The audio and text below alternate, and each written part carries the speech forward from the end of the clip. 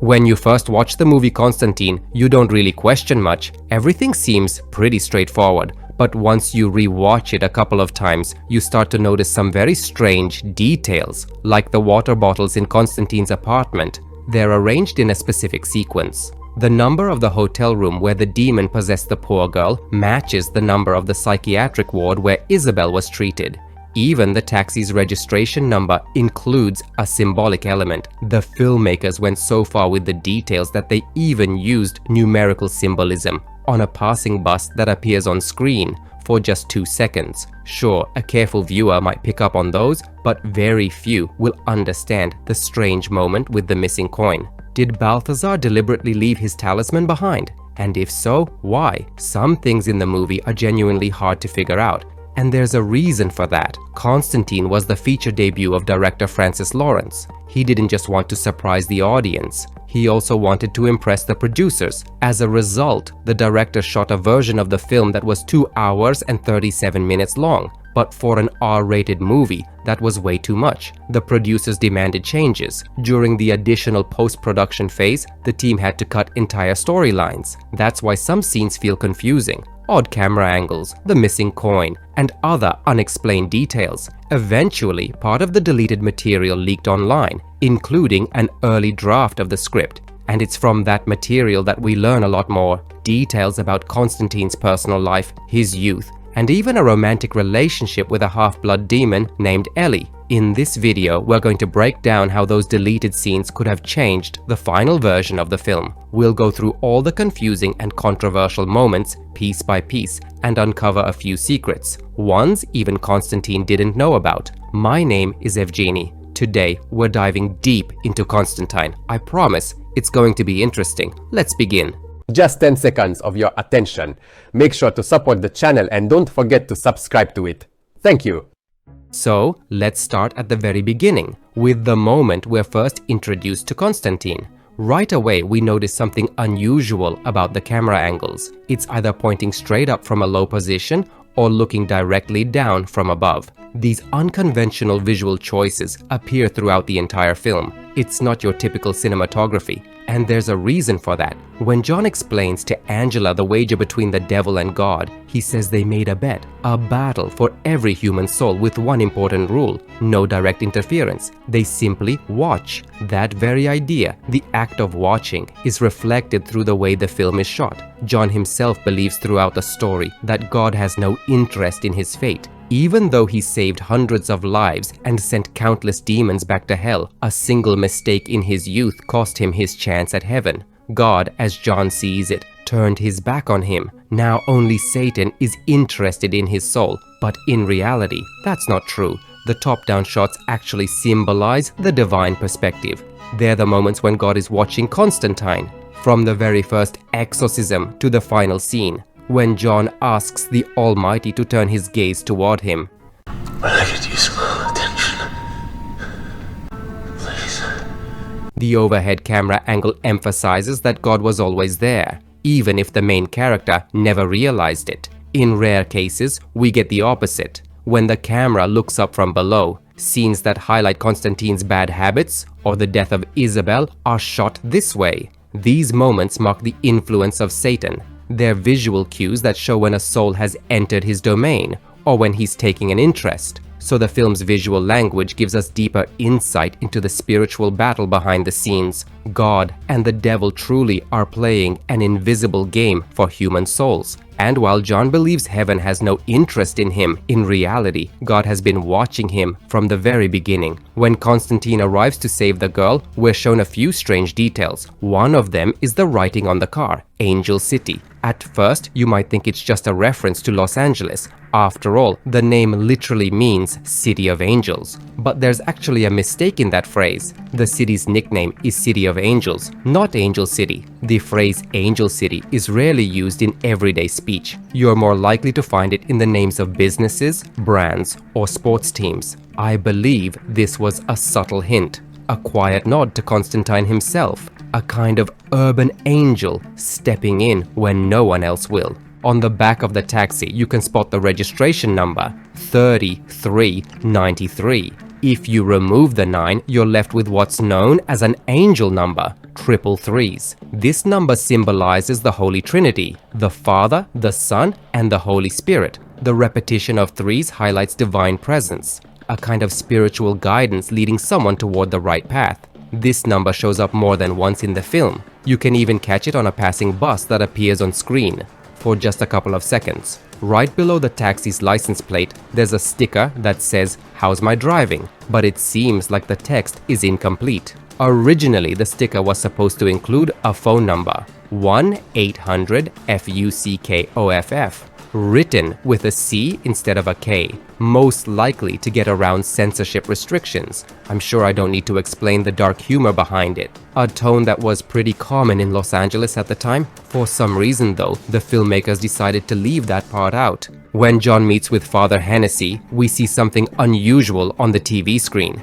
The events in the film and on the television seem to mirror each other. Only on the screen, the character is being chased by a black smoke, while Constantine himself is pursued by demons. As John walks down the hotel hallway toward the girl possessed by a demon, we can spot the room numbers. On the right, 437, then 435. On the left, 426. The next door on the left is an emergency exit. Constantine then turns right, since straight ahead there's an unmarked service room. So based on the layout, and as confirmed in the script, John enters room 427. But there's something strange. The door where the possessed girl is held has no visible number, yet in one quick shot, the number 428 flashes by. This could mean the hotel has a set of adjoining rooms, like a family suite, or perhaps we missed a detail somewhere. Even though this moment isn't central to the plot, it still carries symbolic weight. According to the script, Balthazar, in search of a suitable medium, first arrives at the Olympic Hotel, located at 725 Southwest Lake Avenue in Los Angeles, to room 427, where a gifted girl named Adarna once lived. Later on, Balthazar appears at the psychiatric hospital where Isabel is staying. Her room also has the number 427, and indeed, we're shown that number for just a few seconds. Room 427. If you add up the digits 4, 2, and 7, you get the number 13, the so-called cursed number. Just like Adarna and Isabel, the number itself seems to be cursed, and it appears more than once throughout the film. In the morgue, we see a toe tag with the number 616. Add those digits up. Again, you get 13. Even at the scene of Father Hennessy's death, the cursed number makes an appearance. Director Francis Lawrence doesn't just use strange camera angles. He also inserts numerical markers to visually and subconsciously heighten the feeling of unease. The number 13 becomes a kind of invisible symbol of destruction, constantly following the characters through the story. When the exorcism ritual starts to go wrong, John asks for a mirror, no less than 3 feet wide. He sets up a simple device to throw the mirror out the window at just the right moment. A lot of viewers question this scene.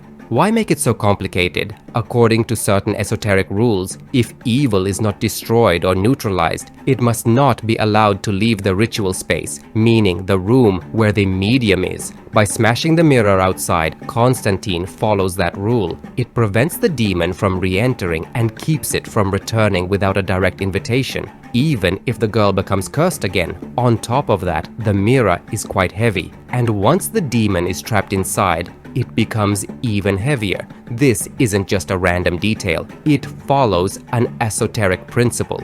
The mirror now contains something foreign, something that doesn't belong in our world, and that makes it physically heavier. Also, an untrained person must not open their eyes during the ritual. Constantine had no choice but to rely entirely on himself. And his plan worked. We know that the demon was brought into the girl by a half-breed named Balthazar. His mission was to find a powerful psychic, a super medium capable of becoming a vessel for Mammon, the son of Satan. As for Constantine, someone who's performed hundreds of exorcisms, this was the first time he encountered a direct attempt by a demon to invade our world through a human host. In the past, demons could only possess bodies temporarily. They never tried to fully break through the mirror realm into physical reality. John returns home to think it all over, and that's when we notice something strange. Lined up along the walls beneath his windows are large bottles of water. This is a barrier made from holy water. Each container is placed tightly against the next, forming a continuous protective line. Demons and half-breeds can't stand holy water, and Jon, knowing he's not exactly popular in certain circles, just wants to sleep in peace without worrying about late-night visitors from the underworld. By the way, those same bottles of holy water are sold by Papa Midnight. You can even spot them in one shot, stacked in Linton's storage area. But what about the front door? Can demons break in through it? No, they can't. There's a barrier there too. It runs along the entire frame of the door. It's written in Latin and translates roughly to, "May the Holy Cross be my light, let not the devil be my guide." There is no entry into this refuge. You'll also notice protective runes, sigils, and symbols carved into the wood, but exactly which ones, no source ever specifies. This kind of protection is used by all three members of the so-called Holy Trinity, Jon, Hennessy, and Beeman. Hennessy's home is covered in foil. It muffles the ether, the voices of the dead, which he constantly hears. It's both his gift and his curse. Beeman, on the other hand, has dozens of glass jars hanging from the ceiling. Inside are various insects and herbs, wormwood, garlic, sage, maple leaves, wine, salt, beans, sand, and soil from Jerusalem, plus many other things that demons cannot tolerate. According to Beeman, all of that is meant to ward off evil. But even his jars couldn't stop Balthazar. In the next scenes, we're introduced to Isabelle Dodson. As we already know from the film itself, she turns out to be the ideal super medium, the one needed to summon Mammon into our world. From this point on, we start to see a major difference between the original script and what actually appears on screen. Angela goes to confession and tells the priest that she killed a man today, and it's not the first time. I killed a man today. Another one. This was already her 7th killing, which is a lot, even for an experienced detective. At the police department, Angela is highly respected. She saved the lives of many of her fellow officers. This time, she managed to save Detective Weiss. At the very last second, just as he was being shot, she took down the suspect. Because of that, the bullet only hit Weiss in the arm and went clean through. That's why when we see him later, there's a bandage on his arm. Even though Angela gave up her gift long ago, her power never fully left her. That's why when Balthazar came to Isabel, Angela sensed the danger and was able to wake her sister up. We know that Isabelle Dodson was an extremely powerful medium, and that her actions were what ultimately prevented the fall of divine light. The scene of her suicide is one of the most complex and mysterious moments in the entire film, because several unexplained events happen all at once. Isabel left a message on the window, which means she already knew about Mammon's attempt to break into the human world. Her hospital room door was open, even though by psychiatric facility regulations, all doors are supposed to be locked from the outside at night. Before she jumps, she throws something from the rooftop, then rips off her medical ID bracelet and tosses it away. And most mysteriously, on the security camera footage, just before she jumps, she says only one word: Constantine. But could she have known about him at that point? The thing is, Isabel's actions take place simultaneously in two realms, in our world and in hell. This creates a sense of a time loop or a kind of cross-dimensional influence. To understand this better, we need to turn to the film's script and use it as a primary source of information. Isabel wasn't just a powerful medium. She and her sister Angela were the only ones in the last 2000 years born with such a gift. What sets them apart is that Isabel embraced her gift, unlike Angela, who rejected it. It's possible that Mammon had tried to escape from hell before, but in order for his plan to succeed, he needed a human of extraordinary strength, someone like Isabel. Let's take a closer look at this scene and how it's briefly described in the script. When the half-breed demon came for the girl, Isabel quickly got out of bed and walked to the door, which, as it turns out, wasn't locked. The lock, normally secured from the outside, was broken, And you can actually see that in the film. Pieces of the lock and metal brackets are lying on the floor. This locking mechanism is usually used to secure patients at night. Isabel picks up the metal brackets from the floor, goes back into her room, and leaves a message on the window for her sister, knowing Angela would eventually find it and understand the clue.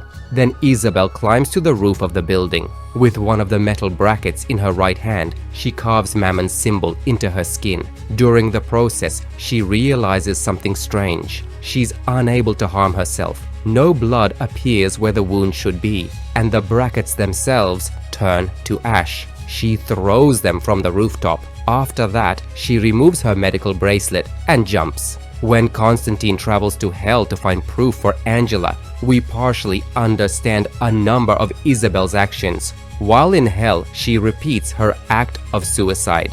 The voice calling him from the rooftop is Constantine's voice in hell.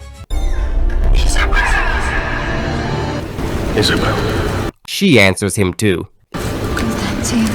And that's exactly what Angela sees on her laptop screen. Constantine.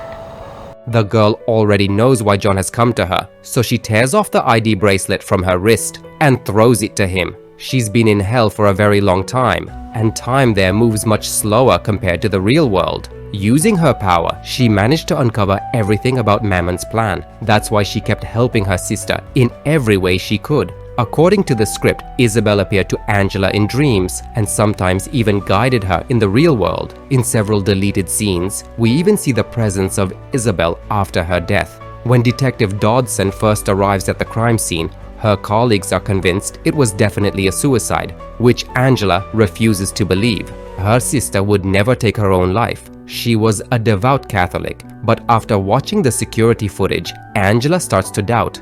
In one moment, she's comforted by Isabel herself. At first, Dodson thinks one of her colleagues touched her, but when she turns around, she realizes no one saw anything. That explains a lot. We understand that Isabel played a key role in saving the world.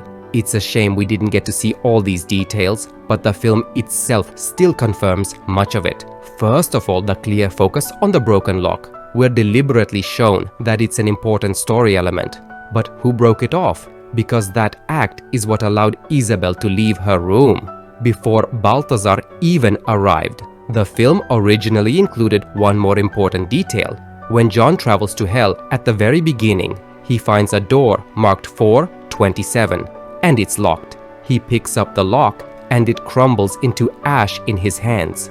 But the two locking brackets fall to the floor. This means Constantine's actions in hell affected an event in the real world. He's the one who destroyed the lock, which allowed Isabel to leave her room. So when she opens the door, she doesn't find the actual lock, only the two metal brackets lying on the floor. Later in the film, we're shown that at the place where the brackets fell, they begin to crumble, and underneath them, we see ash. This emphasizes that the lock existed in both worlds at once, and was destroyed specifically in hell. It's all part of the cross-dimensional influence between realms. The lock vanished in the real world, just like Isabel's medical ID bracelet. The detectives couldn't find it at the crime scene because Constantine took it with him. The second detail, the mark of Mammon on Isabel's arm is different from the one Miguel had. On the boy, it looked like it was boiling out of his blood. On the girl, you can clearly see deep wounds, which according to the script, she inflicted on herself.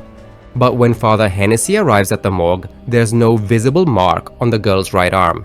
Otherwise, Angela and the other detectives would have noticed it.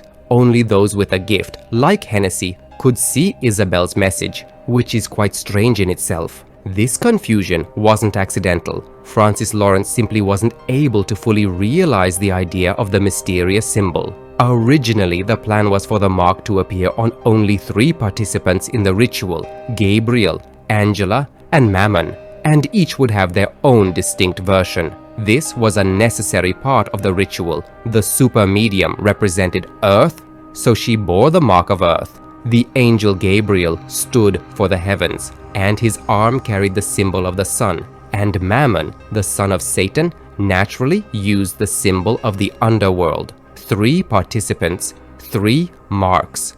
But at the very beginning of filming, the plan was changed. and the mark was meant to appear on all participants involved in Mammon's escape. Gabriel, Manuel, Isabel, Adarna, Balthazar, and finally Angela. It was decided that Mammon's mark would grant physical protection, strength, and partial immortality, as shown with Manuel. Adarna's mark went unnoticed because her right hand was bound at the wrist. Isabel was able to bypass the rules of protection because she inflicted harm on herself. That was a conscious choice, but from there, the chain breaks. Balthazar didn't survive his encounter with Constantine. As for Angela, we don't know if she had the mark, since the camera angle never clearly showed her right arm. But if she did, you'd expect the film to make that detail obvious. And the half-angel Gabriel hides his arm with plastic hospital bracelets, as if the director intentionally concealed such an important clue. In the end, we never got a clear answer. I believe all this additional information doesn't directly affect the events of the film, but it could have helped fill in certain gaps. Francis Lawrence ultimately made the right decision by keeping some things hidden. From John's own words, we know that hell cannot be escaped, and if we had seen Isabel appear in the real world, many viewers would have started asking questions. That's why the scene with the dead sister's presence was removed during post-production. In truth, I really like how the director handled Isabel's actions. Suicide isn't just a sin, it's an act after which a soul can no longer receive forgiveness, because repentance is no longer possible after death. But Mama needed a pure, sinless soul. For Isabel, suicide was the only way out of the situation she was in. It was her death that opened the path for Angela, and eventually for John, which in the end helped them stand against Mammon. All these subtle details are what make Constantine a truly cult film. One moment that really stands out is the scene where the soul leaves the body. If you slow down the frame, you can actually see the girl's pupils dilate. I didn't notice that the first time I watched it. That fine attention to detail, from the expanding pupils to the crumbling brackets, shows just how carefully the filmmakers crafted every single frame. Let's get back to John. He had just found out that his bad habit, smoking, finally caught up with him. To be exact, it was lung cancer, 2 packs a day since he was 15. In the film, after hearing his diagnosis, he goes to Gabriel for help. But in the original script, the first person he turns to is Ellie. John had a complicated relationship with Ellie that lasted for 7 years. Luckily, we have access to almost all the deleted material about the romantic connection between Constantine and the half-breed demon, as well as the script, which tells us exactly who Ellie was. She was a succubus, a demon of lust and temptation, a half-breed who could make any man fall in love with her. Except her power didn't work on Constantine, and that's exactly what she liked about him. John chose to be with her, of his own free will. As an exorcist, he often felt like an outsider, but with Ellie, he felt like he belonged. So when things got bad, he found comfort in the arms of a half-breed. Ellie was the first to warn him that Satan himself would come for John's soul. Sometimes she helped him, not just as a friend, but as an informant. That's why, in a deleted scene, Constantine questions her about what she's heard in her circles. He also told her how terrified he was of ending up in hell again, and how he hoped that one day a case would come along, one he could actually win, and that would earn him a place in heaven. All this time, he'd been trying to earn salvation, because in his own eyes he had already paid for his sins and deserved forgiveness. The second time Ellie meets John is at Papa Midnight's club. She has important information. She tells him that everyone already knows about his illness, and that the Unholy One himself will come for Constantine's soul. In fact, the dialogue they had in bed and the one in the club are nearly identical. And there's a reason for that, but we'll get to it later. When John arrives at the psychiatric hospital to save Angela, the arrival of Satan's son draws quite a crowd of followers. Among them is Ellie. She approaches John to say she's chosen the other side, but that scene was cut from the final version of the film. Not completely though. In one frame, you can actually spot her pink skirt. She's standing right next to Constantine. Later, when the fire suppression system is triggered, regular water starts coming out, not holy water. And Ellie smirks and says, "So this is your plan, John?" but she underestimated him. At that moment, Jon kills all the demons. Well, almost all. Ellie hides, and she regrets choosing the wrong side. Because of their long romantic history, Constantine forgives her. That's why he lets the half-breed go. So why did the director cut an entire storyline? Constantine was released in 2005. At that time, to draw audiences into theaters, it was almost mandatory to give the main character a love interest. It was believed that this helped attract viewers, so the producers insisted that Constantine and Angela should be in a relationship by the end of the film. But Francis Lawrence had a different vision. He didn't like the idea of a romantic storyline between the two main characters. What he did want was to show another side of Constantine, that he doesn't blindly kill all demons, and that he's capable of cooperation and trust. To the director, it was important to show that above all else, Jon is human. He's capable of deep love, even blind love, and he's capable of making mistakes. But after the test screening, Francis Lawrence was asked to remove Ellie from the film. That was not the kind of love the producers were hoping for. In the end, the final version of the film leaves Jon as a loner. For these reasons, we see that after receiving his diagnosis, the main character doesn't go to Ellie. He goes to Gabriel, looking for help, which he never receives. Frustrated by the rejection, Jon decides to take a walk and clear his head in the rain. But he's in for a surprise. Demons can't take on physical form in the real world. They need a vessel. But they can use lower creatures to manifest themselves, which is exactly what we see in the film. After being attacked by a demon in the real world, Jon realizes something unnatural is coming. Something no one is prepared for. So he goes to Midnight for help. And there are two important details here. First, when Papa Midnight mentions he's heard rumors that the Unholy One will come personally for Constantine's soul, Jon replies that he's already heard that news. You're the one soul he'd come up here himself to collect? So I've heard. But how would he know that? Who told him? In the film, there's no scene or dialogue that explains it. But from the deleted material, we know that it was Ellie who gave him that information. The second important detail is the arrival of Balthazar. As we know, he's not there by chance. His visit is planned. We have a meeting now, Jon. He also needs help from Midnight. But for what? It's all about the coin he brought with him. To understand its meaning, we need to go back to the very beginning of the story. In order for Mammon to break through into our world, he needs divine assistance. The true antagonist of the film is Gabriel. She believes that humanity is unworthy of God's love because anyone can receive forgiveness simply by asking without suffering. In her view, only by experiencing hell on earth will people truly change. But to execute her plan, she needs an intermediary.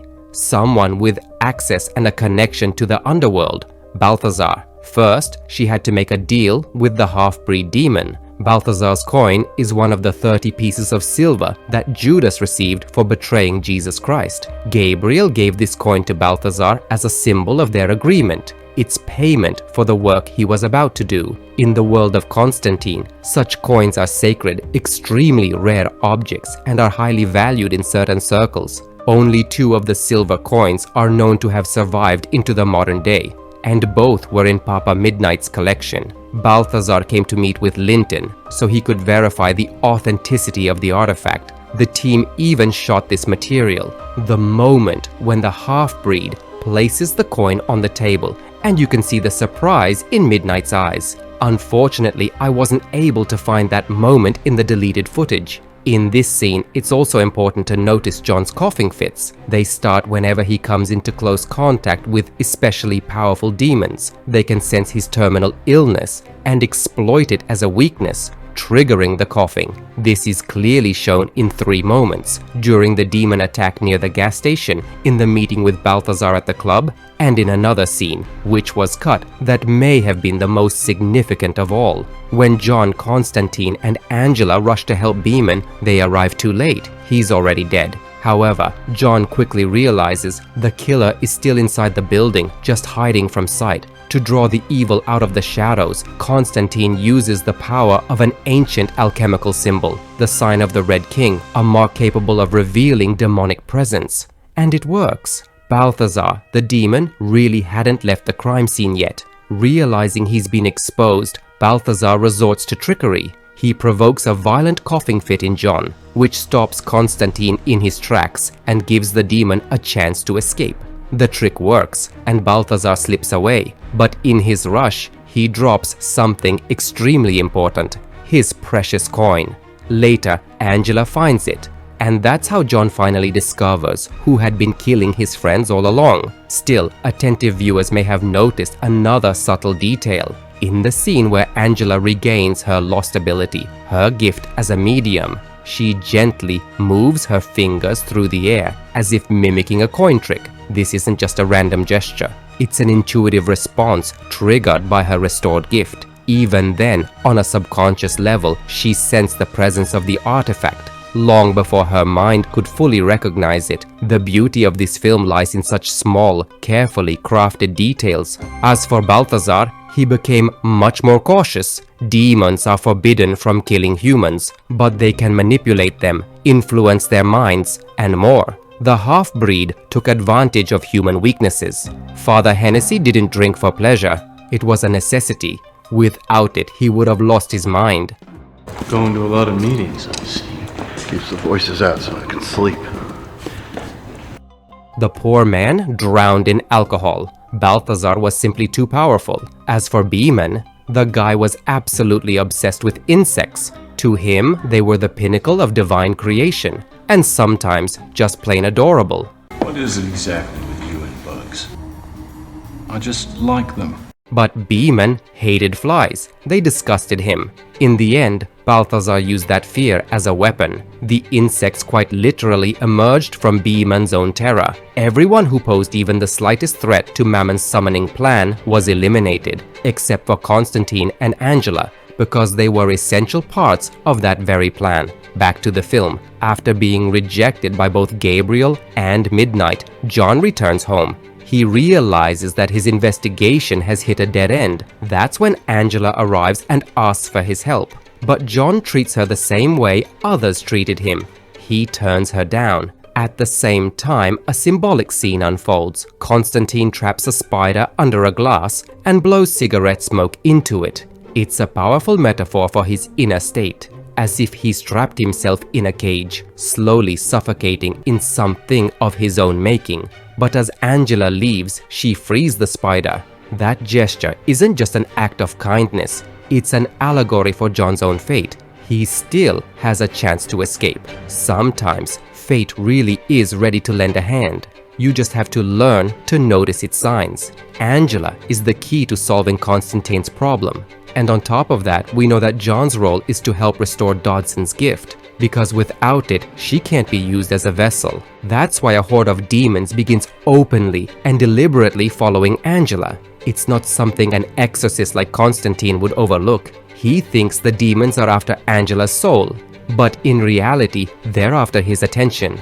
Balthazar is behind all of it. His task is to locate the super medium, but Angela has suppressed her gift for so long. Her power has almost faded. She can't be forced to bring it back. She has to genuinely want it. There are rules, and without following them, nothing will work. So everything has to be staged in such a way that the characters believe it's their own choice. The demon attack helps bring the two closer. A level of trust begins to form between them, and Jon realizes that Angela's situation is connected to his own. He tells her about the rules between worlds, and opens up about his childhood and youth. In the script and deleted scenes, this moment is portrayed in much greater depth. You all know that Constantine once took his own life. He thought it was his own decision, but it wasn't. Half-breed demons can influence the human mind. They prefer to stay hidden, and they're not exactly thrilled when someone is born with the ability to sense or see them, someone gifted by God. That's why there's a special type of demon, the Tormentors. Their task is to drive such people insane. Constantine's parents turned to Pastor James for help. What they didn't know was that he was a half-breed Tormentor demon. Disguised as a holy man, the demon pushed Jon to the brink of madness. He convinced Constantine's parents their son was mentally ill. The boy was mistreated in a psychiatric hospital, and in one of the deleted scenes during Constantine's exorcism, we even see the Tormentor demon. No one believed the poor boy, and the Tormentor succeeded. Jon couldn't take it anymore and slit his wrists, but he was saved. Remember Dr. Leslie Archer? Yes, the one who gave him his diagnosis. You probably remember how he told her, "You saved me once 20 years ago. Try again." You saved me before, you can do it again, right? This is aggressive. In a deleted scene, Jons Death is explored in much greater depth. We see Leslie and her desperate attempt to save him. At one point, she pauses and Jon dies. Naturally, he ends up in hell. 2 full minutes felt like an eternity, but according to the script, Leslie didn't give up completely. She took a breath, then charged the defibrillator one more time, and miraculously, Jon's pulse returned. That's because Leslie was gifted too. She's a healer, able to save people even when it seems impossible. I believe this detail is actually important for the film. Maybe it shouldn't have been cut. An extra 10 seconds could have given us a ton of insight. Either way, all of Constantine's actions ultimately led the super medium into Mammon's hands. In one frame, when Gabriel takes Angela away, we again see a play on numbers. At the elevator door, the numbering reads 51, 51, 51. Add them up and you get 666, the so-called number of the beast. In this very scene, we're shown the half-angel's power for the first time, and Constantine is left in a hopeless situation. In rare cases like this, he needs help from the most powerful damned soul on earth, Linton. Or rather, not Linton's power, but the collection of artifacts Papa Midnight had spent hundreds of years assembling. You probably noticed that when Emmanuel found the Spear of Destiny, in one shot he suddenly turns around, as if he sensed a supernatural presence. That presence was Constantine. By using the execution chair from Sing Sing prison, Jon tapped into its power and traced the origin of the spear. He saw the entire path the artifact had taken. That's what allowed him to figure out where Angela was. Though it's unlikely he knew that behind it all stood a half-breed who was supposed to protect the Earth. Jon had no other option. He had to die. And because of that, we witnessed the most magnificent on-screen appearance of Satan in cinema. But we shouldn't be thanking Constantine. We should be thanking the actor Peter Stormare, because everything we see in the film is thanks to Stormare. In the original script, Satan's arrival was very different. At first, we, the viewers, were supposed to see his reflection on the wet floor. Then the camera would pull back, and Satan would appear in all his glory, fully visible in the real world. But Stormare didn't like that dramatic entrance, nor the look of the Horned One. Originally, he was supposed to wear a black leather suit with spikes and heavy horror-style makeup, but Peter thought the idea was too cliché. His version of the character would descend from above. He also chose to wear a clean, neat white suit and had his feet covered in black tar. The idea was to confuse the viewer. Satan descends from the sky and he's dressed in white. Everything else, the brilliant facial expressions, the distinct way of speaking, the twisted gestures, was also the result of Peter Stormare's creative approach. Just 5 minutes of screen time completely changed how the devil should be portrayed in film. Many viewers also didn't understand how Jon was able to receive forgiveness after death. The thing is, Constantine did Satan a favor. His actions helped send the son back to hell, but that alone wasn't enough to earn him a place in heaven. The devil doesn't like being in debt, so he always offers one wish in return. But Jon doesn't use it for himself. He asks for Isabel's soul to be freed, so she can enter heaven, sacrificing his own soul in the process. The sacrifice. Constantine sacrificed himself to save Isabel. Such an act is truly worthy of heaven. But there's another subtle detail. After death, Jon's soul remained on Earth the entire time, which means God, just like Satan, never broke the rules and eventually returned Jon to life. After everything that's happened, the film ends by showing us that both main characters have found their own path. In one moment, it even seems like they're about to kiss, but the miracle never happens. That scene was shot at the very end of production. The director originally wanted to end the film differently, and we see how in the post-credits scene when Jon visits Chaz's grave. But even in that moment, we weren't shown everything. In a deleted scene, John didn't come alone. He came with Angela, and instead of lighting a cigarette at the end, he puts a piece of gum in his mouth. Why the extended ending with Chaz appearing as an angel was shortened, I don't know. But in my opinion, the director wasn't able to fully bring all his ideas to life. Most of the removed material didn't affect the main storyline. However, there were a few concepts that either weren't fully developed or were left completely off screen. For example, in the original script, the difference between the sisters was emphasized. Angela had bright green eyes, while Isabel's were blue. This was meant as a subtle visual cue, a hint at Angela's mystical nature. That's why the role was originally considered for actresses with the right look, Nicole Kidman and Julianne Moore. But after Rachel Weisz's audition, the entire team agreed. She was perfect for the role. The problem was that Rachel flatly refused to wear contact lenses, and that decision took away an important visual detail meant to highlight her supernatural essence. Since the Middle Ages, bright green eyes were associated with a connection to the otherworldly, and director Francis Lawrence wanted to use that symbol as an added layer of mysticism. Some elements of that vision still made it into the film, like the black window with the glowing green eyes, a clear visual cue. In certain scenes, you can also catch lighting and framing choices that hint at Angela's green aura and divine gift. But these symbols went unnoticed by most viewers. Lawrence wanted to make a film people would talk about for years, and in that, he succeeded. Everyone knows Constantine smokes 13 cigarettes in the entire movie, but few realize that the cross, the central symbol of Christianity, appears exactly 33 times, a hidden reference to the age of Jesus. And one more thing I'll leave for you. When John visits midnight, you might notice a very old item, a medical device used in the 18th century to treat a broken leg. Why does Linton keep this artifact? And who did it belong to? Leave your theory in the comments. I'll be waiting to read it.